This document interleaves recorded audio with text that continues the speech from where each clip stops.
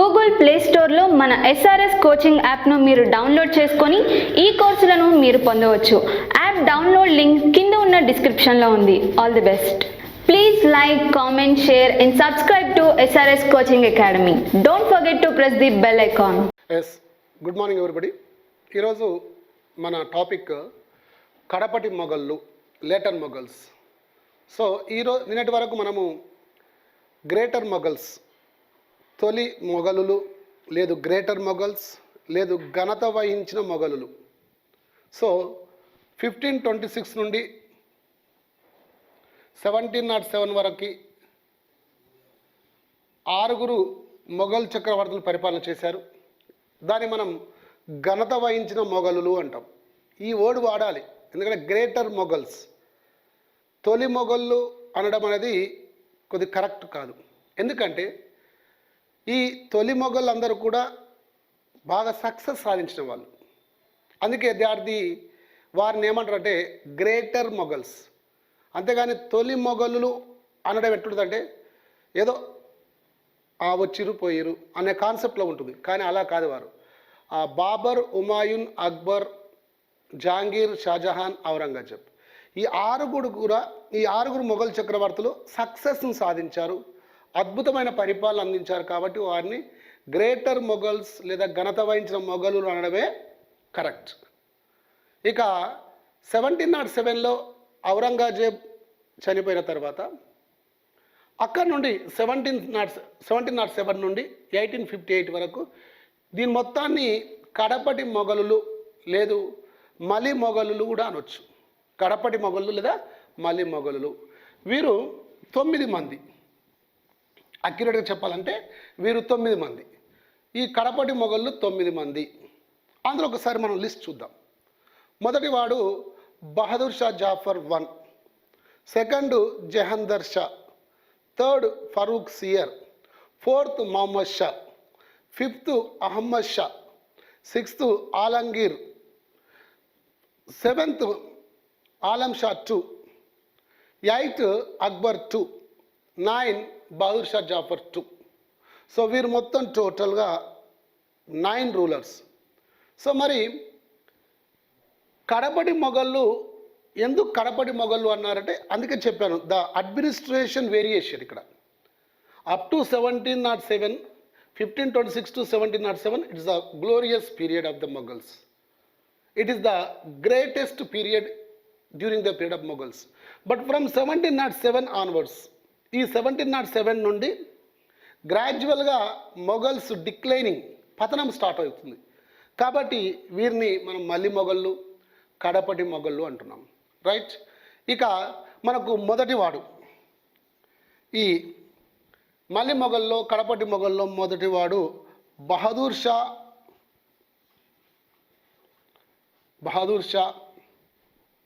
1. So ఇతను 1707 నుండి 1712 వరకు పరిపాలన చేశాడు. బహదూర్ షా 1, 1707 to 1712 ఈయనొక పరిపాలన కాలం. సో ఇతని అసలు పేరు మువాజం. అదేవిధంగా ఇతన్ని ఆలం షా 1 అని కూడా అంటారు. ఆలం షా 1 అని కూడా అంటారు. సో ఔరంగజేబ్ చనిపోయిన తర్వాత మొఘల్ సామ్రాజ్యాన్ని ఏలడం కోసం వారసత్వ పోరు జరిగింది. మరి ఔరంగజేబు చనిపోయిన తర్వాత ఆయన కొడుకుల మధ్యన వారసత్వ పోరు జరిగింది. ముఖ్యంగా ఈ వారసత్వ పోరు ఎవరి మధ్యలో జరిగింది? ఆజం అండ్ మువాజం. ఔరంగజేబు యొక్క కొడుకులు ఆజం అండ్ మువాజం. సో ఈ ఇద్దరి మధ్యలో వారసత్వ పోరు జరిగింది. ఇందులో ఆజం ఓడిపోతాడు, మువాజం అధికారంలోకి వచ్చేస్తాడు. సో ఈ మువాజం సిక్కుల గురువైనటువంటి గురు గోవింద్ సింగ్ యొక్క సహాయంతో అధికారంలోకి వస్తాడు. ఇతని గురు గోవింద్ సింగ్ హెల్ప్ చేస్తాడు. ఈ మువాజంకు గురు గోవింద్ సింగ్, సిక్కుల 10వ గురువు గురు గోవింద్ సింగ్ ఇతనికి హెల్ప్ చేస్తాడు. సో తద్వారా మువాజం ఆజంను ఓడించి అధికారంలోకి వస్తాడు. సో బహదూర్ షా జాఫర్ లేదు బహదూర్ షా అనే టైటిల్ తోటి ఇతను పరిపాలన ప్రారంభిస్తాడు. బహదూర్ షా అనే టైటిల్ తోటి పరిపాలన ప్రారంభిస్తాడు. సో ఇతనికి ఆలం షా అనే పేరు కూడా ఉంది. ఇది టైటిల్ మాత్రమే, బహదూర్ షా లేదా బహదూర్ షా జాఫర్ ఇది టైటిల్. సో ఈ పేరుతోటి సింహాసనానికి వస్తాడు. అతనికి మువాజు అనే పేరు ఉంది, ఆలం షా 1 అనే పేరు కూడా ఉంది. సో ఇతను అధికారంలోకి వచ్చిన తర్వాత చూసినట్లయితే ఎప్పుడైతే ఇతను అధికారంలోకి వచ్చాడో ఫస్ట్ స్టెప్గా శంభాజీ కొడుకును రిలీజ్ చేస్తాడు. ఔరంగజేబ్ పీరియడ్లో శివాజీ కొడుకైనటువంటి శంభాజీ చంపబడతాడు. సో అలా చంపబడిన తర్వాత అతని కొడుకు సాహు ఔరంగజేబ్ చేత అరెస్ట్ చేయబడి జైల్లో పెట్టబడతాడు. ఎప్పుడైతే ఔరంగజేబ్ చనిపోతాడో బహదూర్ షా జాఫర్ ఎప్పుడైతే అధికారంలోకి వస్తాడో ఇతను సాహును రిలీజ్ చేస్తాడు. శంభాజీ కొడుకు అయినటువంటి సాహును అంటే శివాజీ మనమడుని జైలు నుండి రిలీజ్ చేయడం ఒక పాయింట్గా చెప్పొచ్చు. ఇక రెండవ పాయింట్గా ఇతను బహదూర్ షా జాఫర్ గురు గోవింద్ సింగ్కు హిందూ కా పీర్ అనే టైటిల్ ఇస్తాడు. హిందూ కా పీర్, గురు గోవింద్ సింగ్కి హిందూ కా పీర్ అనే టైటిల్ ఇస్తాడు. ఎందుకు అంటే మరి గురు గోవింద్ సింగ్ సిక్కుల యొక్క 10వ గురువు. అతను బహదూర్ షా జాఫర్కి సహాయాన్ని అందించాడు. మిలిటరీ సహాయాన్ని అందించడం వల్ల తన బ్రదర్ని ఓడించి సింహాసనాన్ని ఆక్రమించుకున్నాడు. కాబట్టి అతనికి హిందూ కా పీర్ అంటారనమాట. ఇతనికి కూడా టైటిల్ హిందూ కా పీర్ అనే టైటిల్ ఉంది. ఇది గుర్తుపెట్టుకోవాలి. హిందూ కా పీర్ అనే టైటిల్ వరకు ఉందంటే సో గురు గోవింద్ సింగ్ అంటే హిందూ కా పీర్ అంటే అర్థం ఏంటి? ఇక్కడ పీర్ అనగా సన్యాసి అని కానీ గురువు అని కానీ ఋషి అని కానీ అర్థాలు వస్తాయి.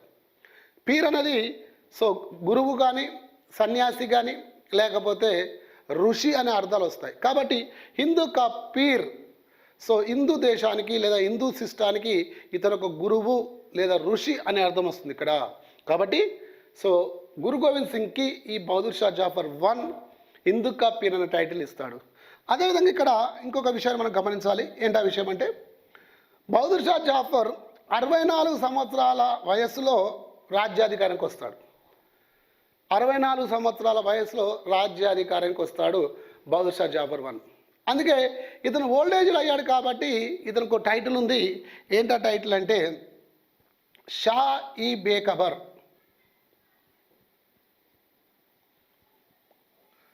షా ఈ బేఖబర్ అని టైటిల్ ఉంది ఇతనికి. ఎందుకు షా ఈ బేఖబర్ అంటారంటే ఇతనికి 64 ఏళ్ళు ఉంది కాబట్టి థింకింగ్ పవర్ సరిగా ఉండదు. యోచన లేని చక్రవర్తి అంటే షాయి బేఖబర్ అంటే యోచన అంటే థింకింగ్, ఆలోచన శక్తి లేకపోవడం. కాబట్టి ఆలోచన శక్తి లేనటువంటి పాలకుడు అని అర్థం వస్తుంది. కాబట్టి షాయి బేఖబర్ అంటే యోచన లేని పాలకుడు అని అర్థం వస్తుంది. లేదా యోచన లేని సుల్తాన్ లేదు చక్రవర్తి అని పేరు వస్తుంది. కాబట్టి ఇది షాయి బేఖబర్ అని ఈ బహదూర్ షా జాఫర్ 1ని అనడం జరుగుతుంది. సో మొత్తం మీద మరి బహదూర్ షా జాఫర్ 1 చేత ఈ కడపటి మొఘళ్ళ పరిపాలన అనేది స్టార్ట్ అయింది. ఇక ఇతని తర్వాత బహదూర్ షా జాఫర్ 1 తర్వాత అతని కొడుకైనటువంటి జహందర్ షా మొఘల్ సామ్రాజ్యాన్ని అధిష్ఠిస్తాడు. సో జహందర్ షా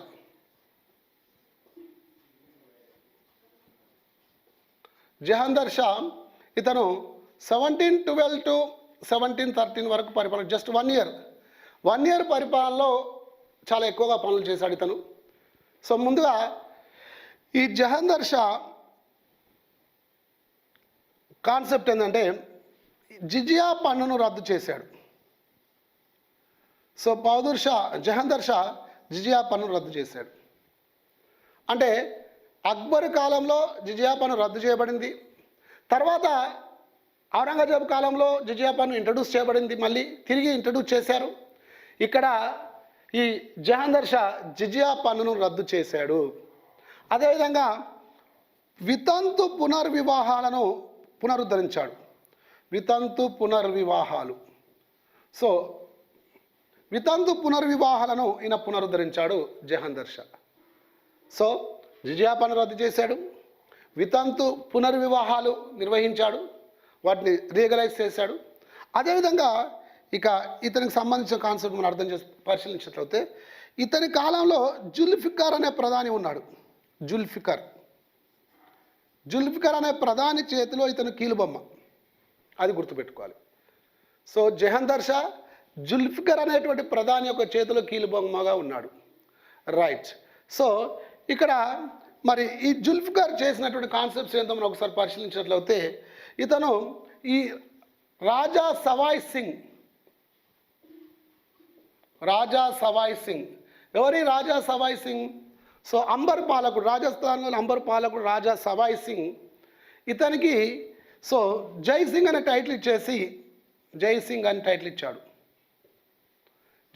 టైటిల్ ఇచ్చేశాడు. ఈ రాజా సవాయ్ సింగ్ అద్భుతమైనటువంటి సో ఖగోళ శాస్త్ర పరిజ్ఞానం ఉన్నటువంటి వాడు. సో ఇతను ఢిల్లీ, జైపూర్, మథుర, ఉజ్జయిని మొదలైన ప్రాంతాల్లో ఈ అబ్జర్వేటివ్స్ అంటే ఖగోళ శాస్త్ర పరిశోధనా కేంద్రాలను స్థాపించాడు. ఢిల్లీ, జైపూర్, మథుర, ఉజ్జయిని మొదలైన ప్రాంతాల్లో ఈ ఖగోళ శాస్త్ర పరిశోధన కేంద్రాలను ఏర్పాటు చేసిన వాడు రాజా సవాయ్ సింగ్. ఓకే. కానీ ఇతను మరి జహందర్ షా ఈ జుల్ఫికర్ అలీ యొక్క చేతిలో కీలుబొమ్మగా ఉండడం వల్ల ఇతను కేవలం 1 year మాత్రం పరిపాలన చేశాడు. ఈ 1 yearలో ఈయన కొంతమేరకు చక్కని పరిపాలన అందించేటట్టుగా మనం చెప్పొచ్చు. కాబట్టి ఇది జహందర్ షాకు సంబంధించినటువంటి ఇన్ఫర్మేషన్. ఇక జహందర్ షా తర్వాత అధికారంలోకి వచ్చినటువంటి వాడు ఎవరయ్యా అంటే, సో నెక్స్ట్ మనకు ఫరూక్ సియర్.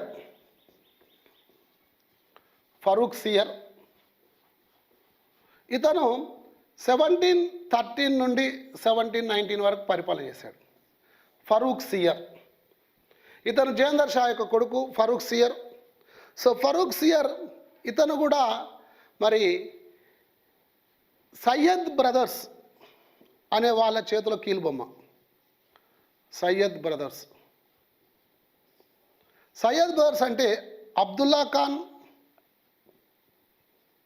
ఖాన్ ఇతను prime minister, and Hussain Khan Syed Abdullah Khan and Hussain Khan ఇతను ప్రైమ్ మినిస్టర్, ఇతను ఆర్మీ చీఫ్. ఈ ఇద్దరి చేతుల్లో ఫరూక్ సియర్ కీలుబొమ్మ. ఒక సందర్భంలో వీరి యొక్క ఒత్తిడి తట్టుకోలేక పారిపోవడం కూడా జరిగింది. కాబట్టి ఫరూక్ సియర్ ఈ అబ్దుల్లా ఖాన్, హుస్సేన్ ఖాన్ ఇద్దరిని సయ్యద్ బ్రదర్స్ అంటారు. బాగా గుర్తుపెట్టుకోవాలి.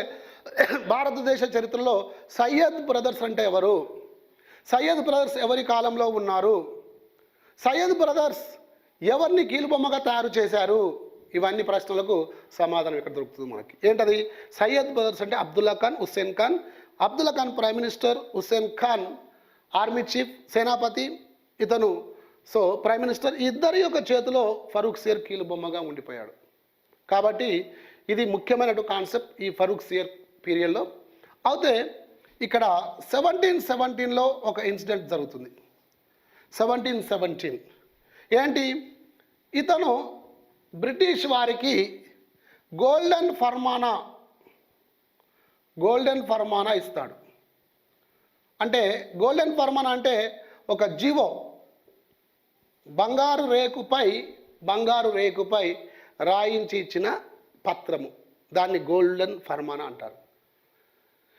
ఏంటా గోల్డెన్ ఫర్మానా? దీనికి ఒక చిన్న కాన్సెప్ట్ ఏంటంటే, యాక్చువల్లీ ఫరూక్ సియర్కి ఒక గాయం అవుతుంది.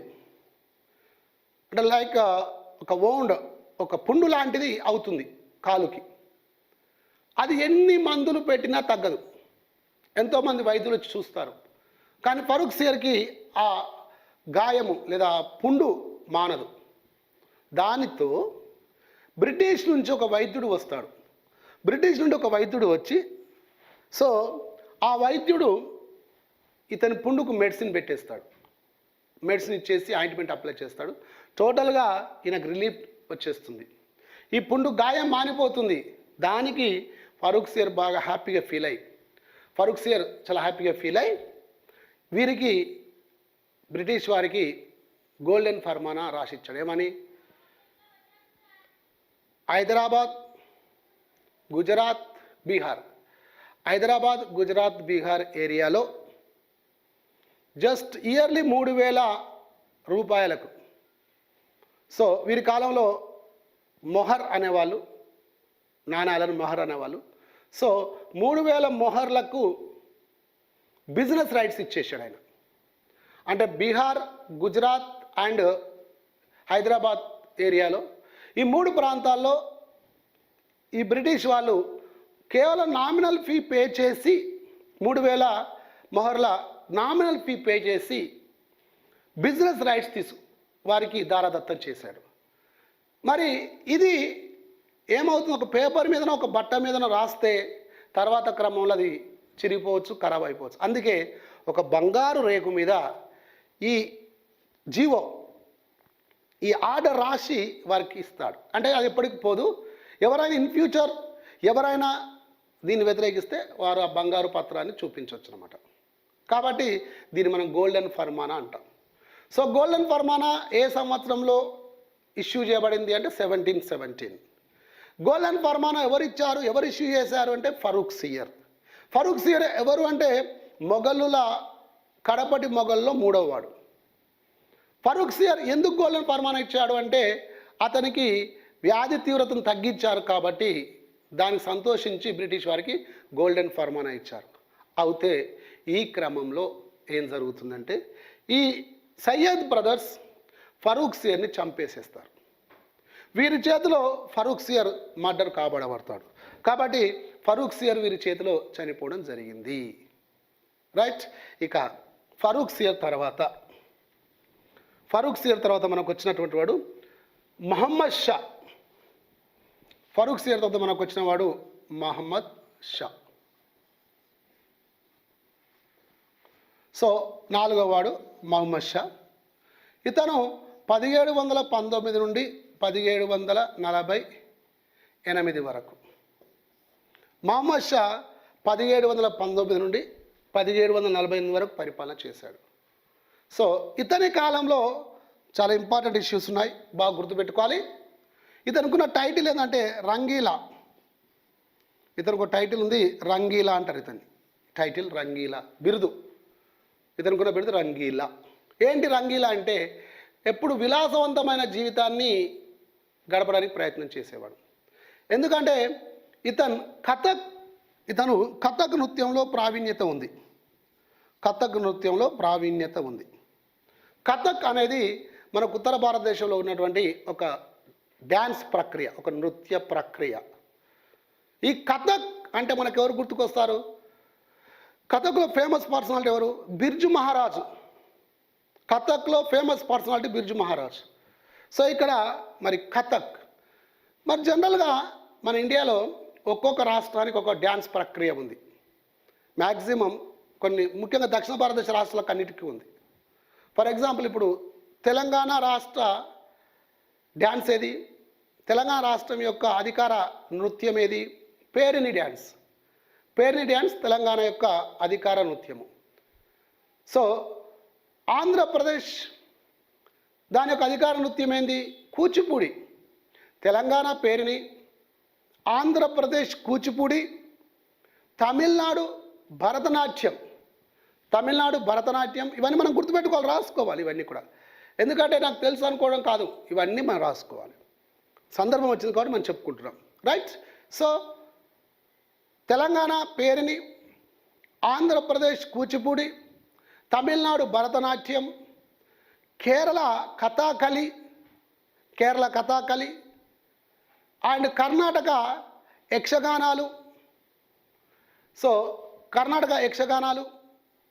అదేవిధంగా ఒరిస్సాకు పోతే ఒడిస్సీ, గుజరాత్ పోతే గార్బా, పంజాబ్ పోతే బాంగ్రా, నార్త్ ఇండియాకు పోతే కథక్, మణిపూర్కు పోతే మణిపురి. ఇలా ఒక్కొక్క ఏరియాలో ఒక్కొక్క డ్యాన్స్ ప్రక్రియలు ఉన్నాయి. ఆయా రాష్ట్రాలకు ప్రభుత్వ అధికారిక నృత్య ప్రక్రియలు ఇవి. ఒక్కొక్క ఏరియాకు ఒక్కొక్క డ్యాన్సింగ్ ప్రక్రియ ఉంది. కాబట్టి ఈ నృత్య ప్రక్రియలు అనేటువంటి పేర్లు మీరు గుర్తుపెట్టుకోవాల్సిందే. అడుగుతారు రేపొద్దున. మనకు పేపర్ ఉంది ఏది? తెలంగాణ హిస్టరీ అనే పేపర్ గ్రూప్ 2లో మనకు తెలంగాణ హిస్టరీ ఉంది. కాబట్టి ఆ తెలంగాణ హిస్టరీ కానీ లేకపోతే తెలంగాణ మూమెంట్ 150 మార్కులు ఉంది, తెలంగాణ ఉద్యమ చరిత్ర 150 మార్కులు ఉంది. ఈ 150 మార్కులలో కూడా ఈ డ్యాన్స్ పేరుని అడగవచ్చు, లేకపోతే మన ఏరియాకి సంబంధించి ఇంకా డ్యాన్సింగ్ ప్రక్రియలు ఏమున్నాయి అవి కూడా చిన్న చిన్న రీజనల్ జానపద నృత్యాలు మనకు ఉన్నాయి. కాబట్టి మనం ఇవన్నీ గుర్తుపెట్టుకోవాలి. So okay, coming to the పాయింట్కి వచ్చినట్లయితే ఇక్కడ మరి ఫరూక్ సియర్ తర్వాత మనకు వచ్చిన వాడు మహమ్మద్ షా. ఇతనికి రంగీలా అనే టైటిల్ ఉంది. ఇతను కథక్ నృత్యంలో ప్రవీణుడు. సో రంగీలా అంటే ఎక్కువగా విలాసవంతమైన జీవితాన్ని గడపడానికి, ఎప్పుడు ఎంజాయ్మెంట్లో ఉండడానికి ప్రయత్నించాడు కాబట్టి ఇతన్ని మనము రంగీలా అంటున్నాం. ఇక మహమ్మద్ షా గురించి మనం ఇంకా పరిశీలించినట్లయితే ఇతని కాలంలో ఒక ఫారిన్ ఇన్వెషన్ వచ్చింది, ఫారిన్ దండయాత్ర జరిగింది. 1739లో నాదిర్ షా అనేవాడు, పర్షియాకు చెందినటువంటి పర్షియా పాలకుడు నాదిర్ షా అనేవాడు 1739లో భారతదేశంపైకి దండయాత్రకు వచ్చాడు. ఆ సమయంలో మరి మహమ్మద్ షా భారతదేశాన్ని పరిపాలిస్తున్నాడు. ఎప్పుడైనా దండయాత్రకు వచ్చాడో నాదిర్ షా బలవంతుడు కాబట్టి అది చూసి పారిపోయాడు. దాంతో ఇక మళ్ళీ కాంప్రమైజ్ జరిగింది. ముఖ్యంగా కాంప్రమైజ్ ఎవరు చేశారు? నాదిర్ షాకి మరియు మహమ్మద్ షాకు మధ్యలో కాంప్రమైజ్ చేయించిన వ్యక్తి ఎవరు అంటే మన హైదరాబాద్, అంటే దట్ మీన్స్ మన దక్కన్ సుబేదార్ నిజాం ఉల్ ముల్క్. దక్కన్ సుబేదార్ నిజాం ఉల్ ముల్క్. ఇతన్ని చిన్కిలిచ్ ఖాన్, మీర్ కమరుద్దీన్ ఖాన్ అని కూడా అంటాము. కాబట్టి ఈ నిజాం ఉల్ ముల్క్ అనేటువంటి దక్కన్ సుబేదార్ ఈ మహమ్మద్ షాకి మరియు నాదిర్ షాకు మధ్యలో అగ్రిమెంట్ చేయించాడు. ఎందుకంటే మరి నాదిర్ షా యుద్ధం చేస్తే చాలా తీవ్ర నష్టం సంభవిస్తుంది. వీడేమో పారిపోయాడు మహమ్మద్ షా. కాబట్టి మళ్ళీ మహమ్మద్ షాని పిలిపించి ఇద్దరి మధ్యలో అగ్రిమెంట్ చేయించిన వాడు ఎవరంటే నిజాం ఉల్ ముల్క్. ఇది బాగా గుర్తుపెట్టుకోండి, నిజాం ఉల్ ముల్క్. ఎవరి నిజాం ఉల్ ముల్క్? దక్కన్ సుబేదార్. ఈయన దక్కన్ సుబేదార్. సో నిజాం ఉల్ ముల్క్, ఇతను మనం మీర్ కమరుద్దీన్ ఖాన్, చిన్కిలిచ్ ఖాన్, ఫతేజంగ్, అసఫ్జా, ఇవన్నీ పేర్లు ఉన్నాయి ఇతనికి. సో ఎనీహౌ, సో ఈ నిజాం ఉల్ ముల్క్ నాదిర్ షాకి మరియు ఈ మహమ్మద్ షాకు మధ్యలో అగ్రిమెంట్ చేయిస్తాడు. మరి అగ్రిమెంట్ ప్రకారం ఏంటంటే మరి మహమ్మద్ షా కొలువులో నెమలి సింహాసనం ఉంది, దానికి కోహినూర్ డైమండ్ ఫిక్స్ చేసి ఉంది. నాదిర్ షా దీన్ని అడిగాడు, అబ్బాయి నాకు మయూర సింహాసనం ఇవి, దాంతోపాటు కోహినూర్ డైమండ్, నేను మా ఊరికి వెళ్ళిపోతా, నేను కొట్టను తిట్టను ముట్టుకోనని చెప్పి అవి తీసుకొని వెళ్ళిపోయాడు. కాబట్టి 1739లో నాదిర్ షా భారతదేశంపైకి దండయాత్ర చేయడం జరుగుతుంది. ఇతను పర్షియన్ చక్రవర్తి. మహమ్మద్ షాకి ఇతనికి అగ్రిమెంట్ జరుగుతుంది. యాజ్ పర్ దట్ అగ్రిమెంట్, ఆ అగ్రిమెంట్ ప్రకారం ఇతను మయూర సింహాసనాన్ని అండ్ కోహినూర్ డైమండ్ తీసుకుని వెళ్ళిపోతాడు. అలా ఫస్ట్ టైం నెమలి సింహాసనం, కోహినూర్ డైమండ్ భారతదేశాన్ని దాటి వెళ్ళిపోయినాయి, భారతదేశ సరిహద్దులు దాటి వెళ్ళిపోయినాయి. తర్వాత నాదిర్ షా అంటే అక్కడ పర్షియా నుండి మళ్ళీ తిరిగి ఇండియాకి ఎప్పుడు వస్తాయంటే సిక్కుల వీరుడు సిక్కు మహారాజు రంజిత్ సింగ్, రాజా రంజిత్ సింగ్ పంజాబ్ను పరిపాలిస్తున్నప్పుడు మళ్ళీ పర్షియా నుండి అవి తీసుకొస్తాడు ఇండియాకి. తర్వాత అవి బ్రిటిష్ వారి చేతిలోకి వెళ్ళిపోతాయి. రంజిత్ సింగ్ చనిపోయిన తర్వాత రంజిత్ సింగ్ వారసులు గులాబ్ సింగ్ వీళ్ళందరూ ఉంటారు, వారు బలహీనులు. సో వారి నుండి బ్రిటిష్ వారు ఈ నెమలి సింహాసనాన్ని అండ్ కోహినూర్ డైమండ్ను తీసుకెళ్ళిపోతారు లండన్కి. అట్లా లండన్కి వెళ్ళిపోయింది అది. ఇప్పుడు ప్రజెంట్గా ఏడున్నాయంటే ఈ మయూర సింహాసనం బ్రిటిష్ మ్యూజియంలో ఉంది లండన్లో.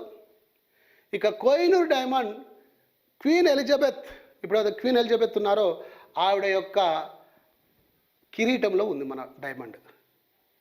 కాబట్టి సో నాదిర్ షా కాలంలో ఇది బయటికి వెళ్ళిపోయింది.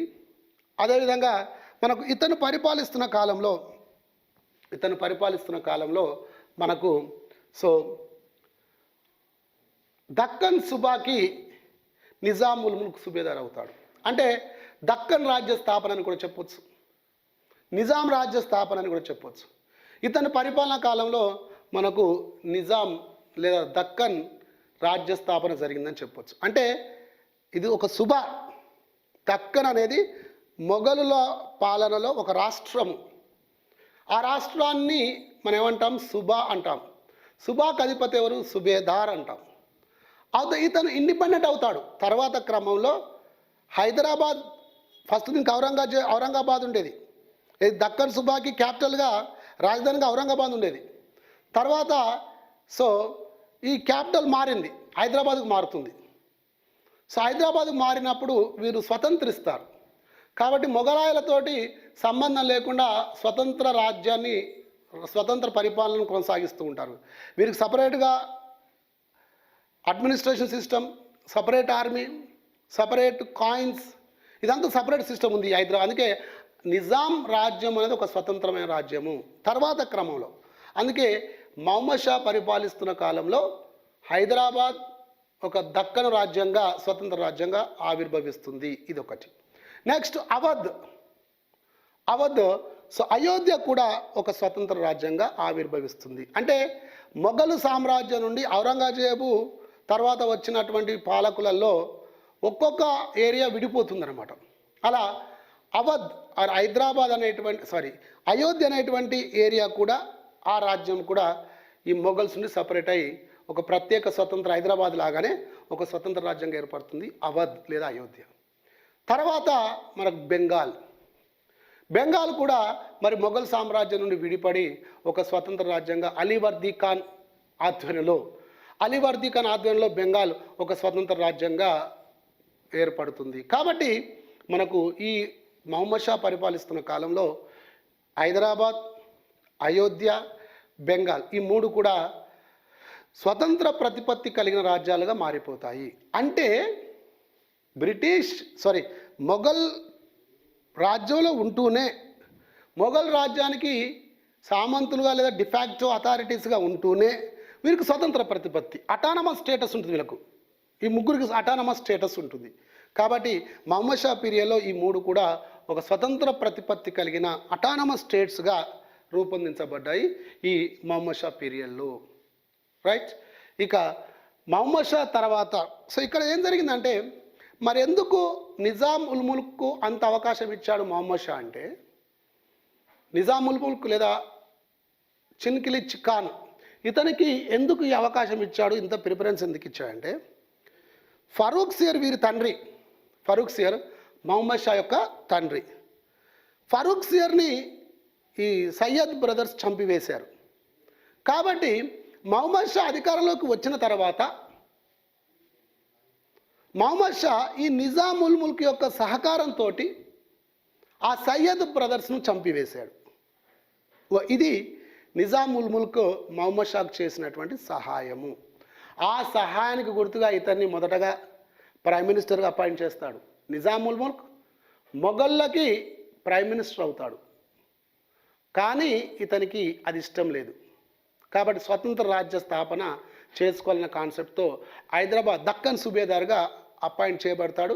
ఆ దక్కన్ సుబేదార్గా అపాయింట్ చేయడం గల కారణం ఏంటంటే, ఇతను ఫరూక్ సియర్ను చంపడంలో హెల్ప్ చేశాడు కాబట్టి. రైట్. ఇది మహమ్మద్ షాకు సంబంధించినటువంటి ఇన్ఫర్మేషన్. సో మహమ్మద్ షా చివరి పాలనా కాలంలో నాదిర్ షా యొక్క కుమారుడు అహ్మద్ షా అబ్దాలీ కూడా భారతదేశంపై దండయాత్ర చేశాడు. కాబట్టి ఈ మహమ్మద్ షా పరిపాలిస్తున్న కాలంలో 2 సార్లు పర్షియన్ దండయాత్రలు జరిగాయి. ఒకటి నాదిర్ షా ఆధ్వర్యంలో, 2 అహ్మద్ షా అబ్దాలీ ఆధ్వర్యంలో 2 దండయాత్రలు ఇతని కాలంలో జరిగాయి. ఇక మహమ్మద్ షా తర్వాత మొఘల్ చక్రవర్తులుగా వచ్చినటువంటి వారు, సో 5వ అతను 5th వన్ అహ్మద్ షా. ఇతను 1748 నుండి 54 వరకు పరిపాలించాడు. 1548 నుంచి 1754 వరకు అహ్మద్ షా పరిపాలన చేశాడు. సో అహ్మద్ షా పాలనా కాలంలో మనకు అంతగా ఇంపార్టెంట్ అయినటువంటి పాయింట్స్ ఏమీ లేవు. కాబట్టి ఇక అహ్మద్ షా జస్ట్ 1748 నుండి 54 వరకు ఇతను పరిపాలన చేశాడు. తన తండ్రి ఇచ్చిన రాజ్యాన్ని కాపాడుకున్నాడు తప్ప ఇతను పెద్దగా చేసింది ఏమీ కూడా లేదు. సో ఇక అహ్మద్ షా తర్వాత 6వ వ్యక్తిగా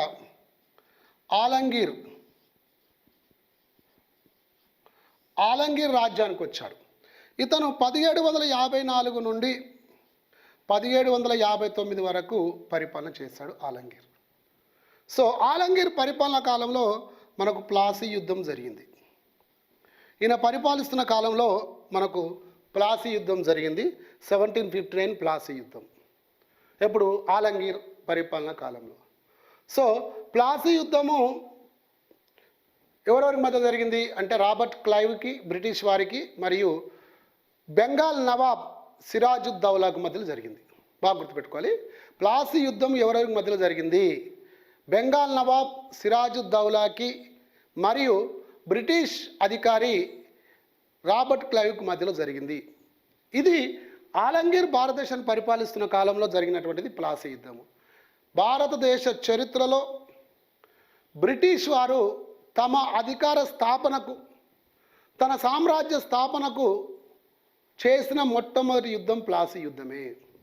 ప్లాసీ యుద్ధం తర్వాత అప్పటి వరకు కేవలం బ్రిటిష్ వారు వ్యాపారస్తులుగా వ్యాపారం చేసుకునేటువంటి వ్యక్తులుగా మాత్రమే ఉన్నారు. ఈస్ట్ ఇండియా కంపెనీ ఒక వ్యాపార కంపెనీగానే ఉన్నది. కానీ ఎప్పుడైతే ప్లాసీ యుద్ధం చేశారో, ప్లాసీ యుద్ధంలో సిరాజుద్దౌలా చంపబడతాడు. ఎప్పుడైతే సిరాజుద్దౌలా చంపబడ్డాడో, సో మీర్ జాఫర్ అనేవాడు సిరాజుద్దౌలా ప్లేస్లో బ్రిటిష్ వారు బెంగాల్ నవాబుగా నియమిస్తారు. వాడు బ్రిటిష్ వాళ్ళ చేతిలో కీలుబొమ్మ అయిపోయి ఇక బ్రిటిష్ వారు పరిపాలనలో ప్రత్యక్షంగా ఇంటర్ఫియర్ అవ్వడం జరుగుతుంది. కాబట్టి ప్లాసీ యుద్ధము బ్రిటిష్ వారు పరిపాలనలో, భారతదేశ పరిపాలనలో ప్రత్యక్ష జోక్యానికి వచ్చారు. ఇక వీరు ఇక్కడి నుంచి అధికారాన్ని మెల్లమెల్లగా హస్తగతం చేసుకోవడం జరుగుతుంది. కాబట్టి ఆలంగీర్ పరిపాలిస్తున్న కాలంలోనే మనకు ప్లాసీ యుద్ధం జరిగింది.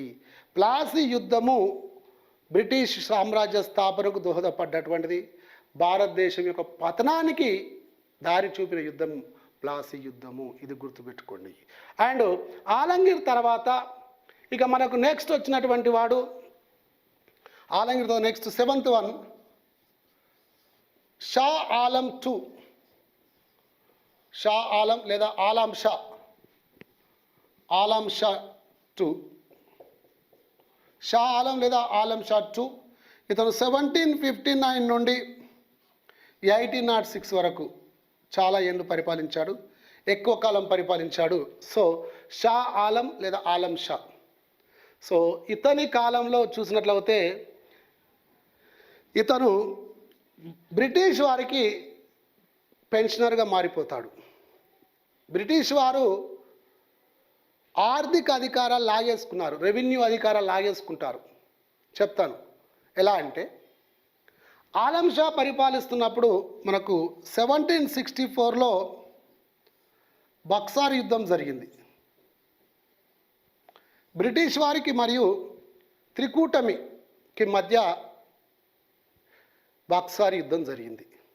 ప్లాసీ యుద్ధంతో బెంగాల్లో అధికార స్థాపన జరిగితే, బక్సార్ యుద్ధంతో ఇక టోటల్గా నార్త్ ఇండియా మొత్తం వీళ్ళ ఆండర్లోకి వచ్చేస్తుంది. ఎలా అని చూసినట్లయితే, మరి బక్సార్ యుద్ధం ఎవరి మధ్యలో? బ్రిటిష్. బక్సార్ అనేది మనకు యూపీలో ఒక ప్రాంతం పేరు. ఈ ప్రాంతంలో యుద్ధం జరిగింది. బక్సార్ అనే ప్రాంతంలో యుద్ధం జరిగింది కాబట్టి దీన్ని బక్సార్ యుద్ధం అంటాం. ఇప్పుడు ప్లాసీ యుద్ధం అన్నాం. ప్లాసీ అనేది ఒక ఏరియా. పానిపట్టు యుద్ధం అన్నాం. పానిపట్టు అనేది ఒక ఏరియా. అదేవిధంగా బక్సార్ అనేది యూపీలో ఒక ప్రాంతం పేరు, ఒక ఏరియా పేరు. అక్కడ జరిగింది కాబట్టి దాన్ని బక్సార్ వార్ అన్నాం. ఈ బక్సార్ వార్ ఎవరెవరికి మధ్య జరిగింది? బ్రిటిష్ వర్సెస్ సో త్రికూటమి అంటే ముగ్గురు రాజుల కూటమి. ఆ ముగ్గురు రాజుల కూటమికి మరియు బ్రిటిష్ వారికి మధ్యలో జరిగినటువంటిదే ఈ బక్సార్. ఈ త్రికూటమిలో ఎవరెవరు ఉన్నారు? 1 షా ఆలం మొఘల్ చక్రవర్తి, షా ఆలం II మొఘల్ చక్రవర్తి. 2 మీర్ కాసిం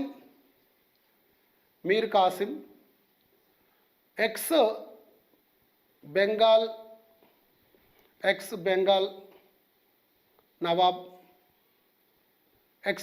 నవాబ్ అండ్ షుజావుద్దౌలా.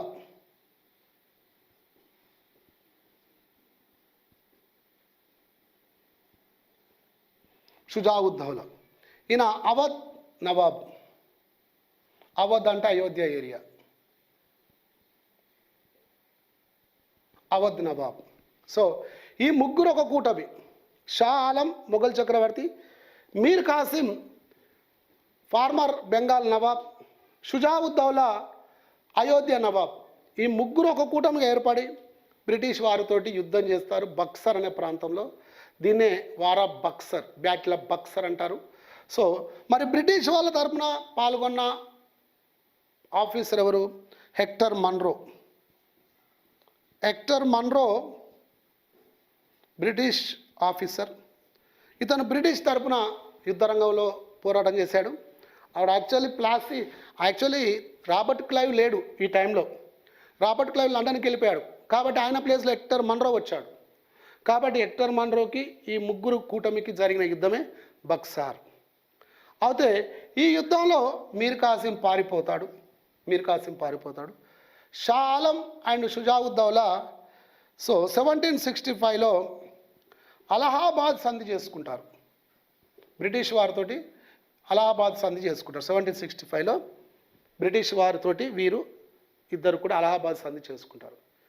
ఈ సంధి ప్రకారం ఏంటంటే మొఘల్స్ అడ్మినిస్ట్రేషన్లోకి బ్రిటిష్ వాళ్ళు ఎంటర్ అవుతున్నారు. ఇక్కడ ఈ రెవెన్యూ అధికారులు ఏవైతున్నాయో, ఈ రెవెన్యూ నిజామత్ అంటారు దీన్ని. ఈ నిజామత్ పవర్స్ బ్రిటిష్ వారికి వచ్చేస్తున్నాయి. రెవెన్యూ పవర్స్ షా ఆలంకి కట్ అవుతున్నాయి. మరి రెవెన్యూ పవర్స్లో ఓన్లీ ఏమున్నాయి? దివానీ రైట్స్ ఉన్నాయి, అంటే పరిపాలనా అధికారాలు ఉన్నాయి. కేవలం ఆర్థిక అధికారాలు లేవు, ఓన్లీ పరిపాలనా అధికారాలు ఉన్నాయి. మరి ఆర్థిక అధికారాలు లేకపోతే ఎలా? కేవలం ఒక పాలెం ఏరియా వీరికి ఇచ్చారు. పాలెం, ఢిల్లీలో ఉన్నటువంటి పాలెం ఏరియా, కేవలం ఆ ఏరియా మాత్రమే ఈయనకి ఇచ్చి దాన్ని చూసుకో అని చెప్పారు. మిగతా అంతా వీళ్ళు తీసేసుకున్నారు. అడ్మినిస్ట్రేషన్ అంతా వీళ్ళకి వచ్చేసింది. మరి రెవెన్యూ పవర్స్ లేవు. రెవెన్యూ పవర్స్ లేకపోతే ఇప్పుడు శాలరీ కానీ లేకపోతే నాకు ఆర్థికపరమైన అవసరాలు ఏ విధంగా తీరుతాయి అంటే బ్రిటిష్ వారు డిసైడ్ చేశారు, బాబు నువ్వు ఏం వరి కాకు, నీకు మేము పెన్షన్ ఇస్తాం, ఆ పెన్షన్తో నువ్వు బతుకు, ఎల్లులిబెట్టకు, పంచాయతీ జరగడం లేదు, సో మీకు పెన్షన్ ఇస్తామని చెప్పాము. కాబట్టి ఎవరు బ్రిటిష్ వారికి పెన్షన్దారుడుగా మారిపోయినటువంటి మొదటి మొఘలు చక్రవర్తి ఎవరు? షా ఆలం. మొదటి మొఘలు చక్రవర్తి పెన్షన్దారుడుగా మారిపోయిన మొదటి మొఘల్ చక్రవర్తి ఎవరంటే షా ఆలం. ఇక్కడ నుండి షా ఆలం నుంచి ఇక బ్రిటిష్ వారికి మొత్తం రెవెన్యూ పవర్స్ వెళ్ళిపోయాయి, ఫైనాన్షియల్ పవర్స్ వెళ్ళిపోయాయి. కేవలం పరిపాలనా అధికారాలు మాత్రమే ఉన్నాయి. కాబట్టి ఇక్కడ గుర్తుపెట్టుకోవాలి, బక్సార్ యుద్ధము ఒక్క బుల్లెట్కు 3 పక్షులు పడిపోయినాయి.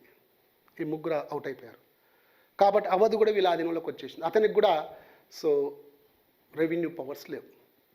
ఇది షా ఆలం కాన్సెప్ట్. ఇక్కడ షా ఆలం కాన్సెప్ట్స్. అదేవిధంగా షా ఆలం పరిపాలిస్తున్న కాలంలో మనకు బక్సర్ యుద్ధం అయింది. అదేవిధంగా 1761లో మనకి 3వ పానిపట్ యుద్ధం కూడా ఇతని కాలంలో జరిగింది. 1761లో 3వ పానిపట్ యుద్ధం కూడా ఇతని కాలంలో జరిగింది. 3వ పానిపట్ యుద్ధం ఎవరెవరి మధ్యలో జరిగింది? ఆఫ్ఘన్లకు మహారాష్ట్రకు జరిగింది.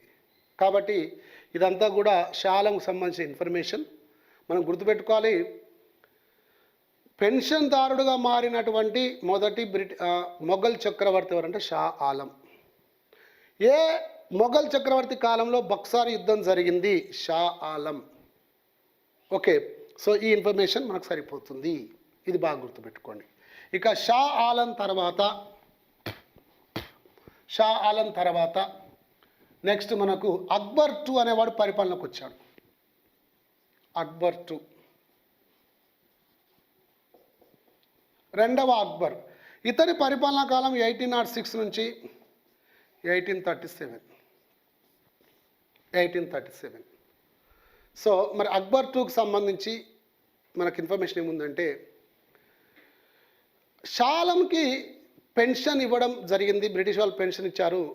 ఇతని కాలం వచ్చేసరికి పెన్షన్ ఆగింది ఒకటి, రెండవది పెన్షన్ పెంచలేదు. దాంతో ఇతనికి ఆర్థికంగా చాలా ఇబ్బంది అవుతుంది. కాబట్టి ఈ ఇన్ఫర్మేషన్ని లండన్కి వెళ్ళి బ్రిటిష్ పార్లమెంట్లో చెప్పాలి. వాళ్ళకు ఒక రిప్రజెంటేషన్ ఇవ్వాలి. ఏమని? పెన్షన్ రావట్లేదు ఒకటి, పెన్షన్ పెంచాలి as per the current prices. ప్రస్తుతం ఉన్నటువంటి ధరలకు, ప్రస్తుతం ఉన్నటువంటి అవసరాలకు అనుగుణంగా పెన్షన్ పెంచాలి. అదేవిధంగా పెన్షన్ను మళ్ళీ రిలీజ్ చేయాలి అనే ఇష్యూ బ్రిటిష్ పార్లమెంట్లో ఎక్స్ప్లెయిన్ చేయాలి, ఒక రిప్రజెంటేషన్ ఇవ్వాలి. మరి దానికి అక్బర్కి ఇంగ్లీష్ రాదు. మరి ఇక్కడ ఇంగ్లీష్ వచ్చిన వాళ్ళు ఎవరు? ఎస్, ఇంగ్లీష్ వచ్చిన వాళ్ళు ఎవరు చూసినట్లయితే మనకు ఈ బెంగాల్ ఏరియాలో రామ్మోహన్ రాయ్, బెంగాల్ ఏరియాలో రామ్మోహన్ రాయ్ అనేవాడు ఉన్నాడు. చాలామంది చెప్పారు సార్ అతనికి ఇంగ్లీష్ వస్తుంది అని. అందుకే రామ్మోహన్ రాయ్ని పిలిచాడు అక్బర్. ఏం బాబు నీకు ఇంగ్లీష్ వస్తుందా? ఎస్ నాకు వస్తుంది. మరి మీరు బ్రిటిష్ పార్లమెంట్కి వెళ్ళి నా యొక్క ఇష్యూ చెప్తారా? ఎస్ చెప్తాను సార్ అన్నాడు. మరి ఓకే కదా, ఇంగ్లీష్ పర్ఫెక్టే కదా అంటే ఎస్ ఐఎమ్ పర్ఫెక్ట్ అన్న. ఎందుకంటే మరి భారతదేశంలో ఇంగ్లీష్ అనేది అప్పుడప్పుడు ఇంట్రడ్యూస్ అయినప్పటికీ రామ్మోహన్ రాయ్ ఇంగ్లీష్లో పరిణితి చెందినవాడు కాబట్టి ఇక రామ్మోహన్ రాయ్కి రాజా అనే టైటిల్ ఇచ్చాడు. రాజా అనే టైటిల్ ఇచ్చాడు. రామ్మోహన్ రాయ్కి రాజా అనే టైటిల్ ఇచ్చి అతన్ని ఇంగ్లాండ్కి పంపించాడు. కాబట్టి రామ్మోహన్ రాయ్ అప్పటి నుంచి రాజా రామ్మోహన్ రాయ్ అయ్యాడు. అక్బర్ రామ్మోహన్ రాయ్కి రాజా అనే టైటిల్ ఇవ్వడం వల్ల అక్కడి నుండి ఇతను రాజా రామ్మోహన్ రాయ్ అయ్యాడు. సో రాజా రామ్మోహన్ రాయ్ భారతదేశంలో ఒక వాట్ వీ కెన్ సే ఏమంటాము సామాజిక సంస్కర్త, పైనీర్ ఆఫ్ ఇండియన్ రిఫార్మ్స్, భారతదేశ సంస్కరణ పితామహుడు, సాంఘిక సంస్కరణ పితామహుడు అంటారు ఇతన్ని. కానీ రాజా రామ్మోహన్ రాయ్ అనగానే మనకేం గుర్తొస్తుంది? బ్రహ్మ సమాజం. బ్రహ్మ సమాజం గుర్తొస్తుంది. బ్రహ్మ సమాజ స్థాపకుడు ఎవరంటే ఈ రాజా రామ్మోహన్ రాయ్ 1828లో మనకు బ్రహ్మ సమాజం స్థాపించి స్త్రీ జనోద్ధరణ కోసం సతీ సహగమనాన్ని అంతమొందించాలనే కాన్సెప్ట్ తోటి ఈ రామ్మోహన్ రాయ్ తీవ్ర కృషి చేశాడు. కాబట్టి అటువంటి రామ్మోహన్ రాయ్ మరి బ్రిటిష్ పార్లమెంట్లోకి వెళ్ళి బ్రిటిష్ పార్లమెంట్లో అడుగుపెట్టిన మొదటి భారతీయుడు, గుర్తుపెట్టుకోండి. So who was the first Indian stepped in British parliament? That was Raja Rammohan Roy. Raja Rammohan Roy మొదటి ఇండియన్, ప్రథమ భారతీయుడు. నిజానికి ఆ రోజుల్లో సముద్ర ప్రయాణం అనేది నిషేధం. భారతీయులు సముద్ర ప్రయాణాలు చేయొద్దు.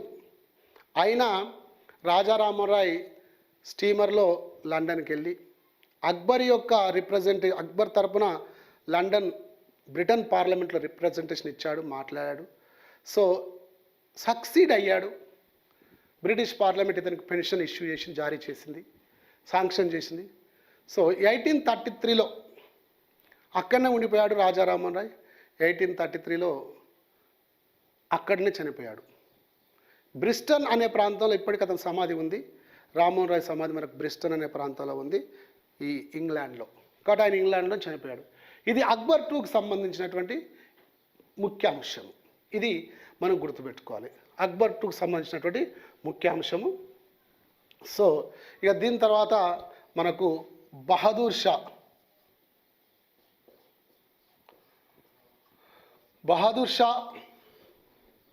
జాఫర్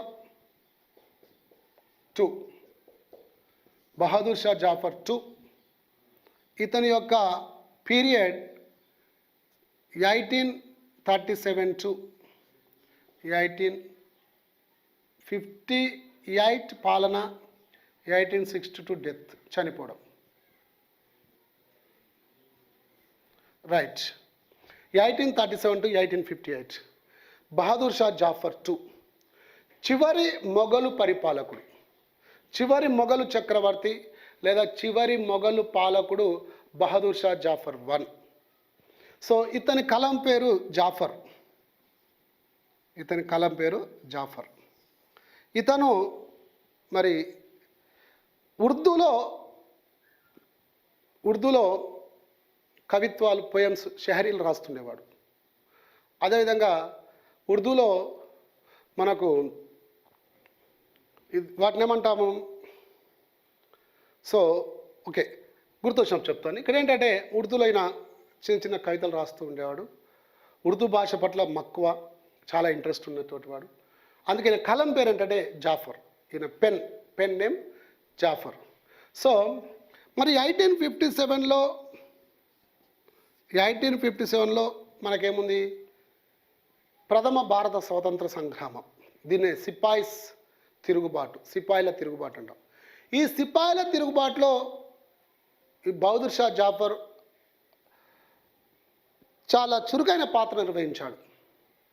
కాబట్టి ఈ తిరుగుబాటులో పాల్గొన్నటువంటి వారికి ఇతను మద్దతు ఇచ్చాడు. ముఖ్యంగా బక్తా ఖాన్ మనకు మీరట్ నుంచి ఈ ఉద్యమాన్ని తీసుకొచ్చాడు. 1857 మే 10 మనకు 1857 మే 10 సిపాయిల తిరుగుబాటు ప్రారంభమైనటువంటి సమయం, డేట్ అది. ఇది మీరట్లో స్టార్ట్ అయింది. మొదటగా బక్తా ఖాన్ ఆధ్వర్యంలో మీరట్లో స్టార్ట్ అయింది 1857 తిరుగుబాటు. సో ఈ బక్తా ఖాన్కి మద్దతు ఇచ్చినటువంటి వాడు బహదూర్ షా జాఫర్ II.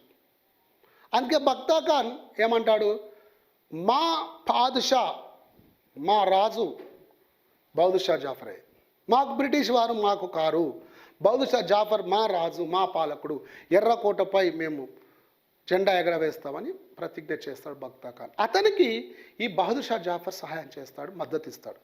దీనికి బ్రిటిష్ వారు కోపగించుకొని బహదూర్ షా జాఫర్ యొక్క కుటుంబం మొత్తాన్ని చంపివేసి, ఒక చిన్న కొడుకుంటే ఇతన్ని తీసుకెళ్ళి బర్మాలో ఉన్నటువంటి రంగూన్ జైల్లో వేస్తారు. కాబట్టి 1858లో ఇతను పదవీచ్యుతుడై రంగూన్ జైల్లో బంధించబడతాడు తన చిన్న కొడుకుతోటి. ఇక 1862లో బహదూర్ షా జాఫర్ చనిపోవడం జరుగుతుంది. ఆ రంగూన్లోనే చనిపోయాడు.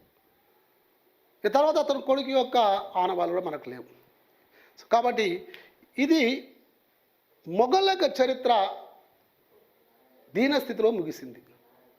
మొఘల్ యొక్క హైరార్కీ పరిపాలన విధానంలో ఈ చివరి రాజుల యొక్క పాలన చాలా ఇబ్బందికరంగా ఉండడం వల్ల టోటల్గా మొఘల్ సామ్రాజ్యం ఒక దీనస్థితిలోకి వెళ్ళిపోయింది. సో ఇది కడపటి మొఘల్ యొక్క information. So greater Mughals and later Mughals, ఘనత వహించిన మొఘలులు మరియు కడపటి మొఘళ్ళు. ఇది మరి మొఘలాయులకు సంబంధించినటువంటి ఇన్ఫర్మేషన్. అయితే మరి మొఘలాయులకు సంబంధించిన ఇన్ఫర్మేషన్లో నేను మీకు మధ్యలోనే చెప్పాను, వారి యొక్క నిర్మాణాలు, వారి యొక్క కట్టడాలు, వారి యొక్క మత విధానాలు, వారి కాలంలో వచ్చినటువంటి విదేశీయులు, వారి కాలంలో ఉన్నటువంటి కవులు, ఇదంతా కూడా వారు ప్రవేశపెట్టిన సంస్కరణలు, ఇదంతా కూడా మనము ఇంత ముందుకు క్లాసులలోనే అధ్యయనం చేశాం. అక్బర్ గురించి చెప్పేటప్పుడు అక్బర్కి సంబంధించిన సంస్కరణలు, షాజహాన్కి సంబంధించిన కట్టడాలు, ఔరంగజేబు సంబంధించినటువంటి మార్పులు, ఇవన్నీ వారి వారి కాలంలో మనం చదువుకున్నాం. కాబట్టి ఇక ప్రత్యేకంగా వారి యొక్క మత విధానం కానీ, వారి యొక్క కట్టడాలు కానీ, వారి కాలంలో ఉన్న సాహిత్యము కానీ, వారి కాలంలో ఉన్నటువంటి ఇతరత్ర పరిస్థితులు కానీ మనం అధ్యయనం చేయాల్సినటువంటి అవసరం పెద్దగా మనకేమీ లేదు. కాకపోతే ఏంటంటే వీరి పరిపాలనా విధానంలో ఒక చిన్న కాన్సెప్ట్ ఏంటంటే, వీరి పరిపాలనా విధానంలో ఎలాంటి పరిపాలనా విధానం అంటే వీళ్ళది, సో రాజు, బాద్షా సర్వోన్నత అధికారి, సెంట్రలైజ్డ్ అడ్మినిస్ట్రేషన్, కేంద్రీకృత పరిపాలనా విధానం ఇది. కాబట్టి ఇక్కడ రాజే, చక్రవర్తే పూర్తి స్వయం అధికారం ఉన్నటువంటి వాడు. అది ఇక రాజ్యం యొక్క వర్గీకరణ చూసినట్లయితే ఈ చిన్న పాయింట్ చూస్తే సరిపోతుంది. రాజ్యం యొక్క వర్గీకరణ, మొఘల్ సామ్రాజ్యం యొక్క వర్గీకరణ సుబాలుగా వర్గీకరించారు. మొఘల్ సామ్రాజ్యాన్ని సుబాలుగా వర్గీకరించారు. ఈ సుబాలు సర్కారుగా వర్గీకరించారు. ఈ సర్కార్లు పరగణాలుగా వర్గీకరించారు. ఈ పరగణాలు గ్రామాలుగా వర్గీకరించారు. ఇలా మొఘల్ యొక్క సామ్రాజ్య వర్గీకరణ జరిగింది. సుబాకు రాజ్యానికి అధిపతి చక్రవర్తి, మొఘల్ సామ్రాజ్య పాదుషా. ఇక సుబాకు సుబేదార్, సర్కార్కు ఫౌజ్దార్, సర్కార్కు ఫౌజ్దార్, పరగణకు కానుంగో, గ్రామకు పట్వారి, ముకద్దం మొదలైనవారు. సో ఇది మొఘల యొక్క పరిపాలనా కాలంలో ఉన్నటువంటి వర్గీకరణ. వీరి కాలంలో సుబాలు, ముఖ్యంగా మనం అక్బర్ యొక్క పరిపాలన తీసుకుంటే 15 సుబాలు ఉన్నాయి. ఔరంగజేబ్ పరిపాలన తీసుకున్న తర్వాత 17 సుబాలు ఉన్నాయి. కాబట్టి రాజ్యము, సుబాలు, సర్కారు, పరగణ, గ్రామ అని వర్గీకరించడం జరిగింది. చివరి పరిపాలనా అంగము గ్రామము. దీనికి పాలకుడు పట్వారి, ముకద్దం, చౌదరి మొదలైన వాళ్ళు ఉన్నారు. ఇక రాజుకు లేదా బ్రిటిష్ చక్రవర్తికి సలహాలు ఇవ్వడానికి మనకు మంత్రి మండలి కూడా ఉంటుంది. ఇందులో ముఖ్యంగా వకీల్ అంటే రాజ్య ప్రతినిధి. వకీల్ ఉంటాడు. రాజుకు సలహాలు ఇవ్వడానికి రాజ్య ప్రతినిధిగా వకీల్ ఉన్నాడు. అదేవిధంగా దివాన్. సో దివాన్ ఇతను prime minister and finance minister. దివాన్ వకీల్ రాజ్య ప్రతినిధి, దివాన్ prime minister or finance minister, prime minister finance minister. మీర్ బక్షి సైనిక మంత్రి, క్వాజీ న్యాయాధిపతులు అండ్ అమీల్ ఇతను శిస్తు వసూలు చేసే అధికారులు. ఇలా కొంతమంది మొఘళ్ళ కాలంలో ఉన్న అధికారులు మనం చూస్తున్నాం. కాబట్టి మొత్తం మీద మొఘళ్ళ యొక్క సామాజిక వ్యవస్థ కూడా మీకు ఇంతకుముందు క్లాసులలో చూసాము. ఇక్కడ పరదా సిస్టమ్ ఉంది. ఇక్కడ అన్ని రకాల కులాల వారు ఉన్నారు. ఈ దురాచారాలను రిమూవ్ చేయడానికి మొఘలాయి చక్రవర్తులు ఎంతోమంది కృషి చేశారు. వితంతు పునర్వివాహాలు లేకుండేవి, సతీ సహగమనాలు ఉండేవి, బాల్య వివాహాలు ఉండేవి. ఇలాంటివి అక్బర్ కానీ లేకపోతే మిగతా రాజులు కానీ వీటిని పారద్రోలడానికి ప్రయత్నించారు. సో మొత్తం మీద భారతదేశంలో ఒక అద్భుతమైన సామ్రాజ్యాన్ని దాదాపుగా 320 సంవత్సరాలు ఒక అద్భుతమైన పాలనను అందించి పటిష్టమైన పరిపాలనను అందించినటువంటి వారు మొఘలాయులు. 15 మంది చక్రవర్తులు ఏకధాటిగా. సో 1526 నుండి 1858 అంటే మనం చూడొచ్చు ఎన్ని సంవత్సరాలు. సో 1526 అంటే మనకు 2 ఇక్కడ 3 దాదాపు 332 సంవత్సరాలు. 332 సంవత్సరాలు వీరు పరిపాలన చేశారు. మొఘలులు భారతదేశాన్ని దాదాపు 332 సంవత్సరాలు పరిపాలన చేశారు. ఈ పరిపాలనా కాలంలో మనకు బ్రిటిష్ వాళ్ళు వచ్చారు. సో ఆ బ్రిటిష్ వారు వీరి యొక్క అధికారాన్ని హస్తగతం చేసుకొని 1947 వరకు కూడా వాళ్ళు పరిపాలించారు. ఇక మనం 1858 నుండి చూసినట్లయితే 1858 నుండి 1947 వరకు కూడా మనకు బ్రిటిష్ వాళ్ళ యొక్క పాలన కొనసాగుతుంది భారతదేశంలో. ఈ మధ్యలో మనకేముంటుంది అంటే భారతదేశానికి యూరోపియన్ల రాక అనే కాన్సెప్ట్ వస్తుందన్నమాట. మొఘల్ చక్రవర్తులు అయిపోయిన తర్వాత మొఘల్ సామ్రాజ్యం కంప్లీట్ అయిపోయింది. కాబట్టి దీని తర్వాత మనకు యూరోపియన్ల యొక్క రాక, ఎలా వచ్చారు వారు, ఎవరెవరు వచ్చారు అనే కాన్సెప్ట్ వస్తుంది. కాబట్టి ఈ మొఘలు సామ్రాజ్యంలో ప్రతి బిట్ కూడా ఇంపార్టెంటే. గూగుల్ ప్లే స్టోర్లో మన ఎస్ఆర్ఎస్ కోచింగ్ యాప్ను మీరు డౌన్లోడ్ చేసుకొని ఈ కోర్సులను మీరు పొందవచ్చు. యాప్ డౌన్లోడ్ లింక్ కింద ఉన్న డిస్క్రిప్షన్లో ఉంది. All the best. Please like, comment, share and subscribe to SRS Coaching Academy. Don't forget to press the bell icon.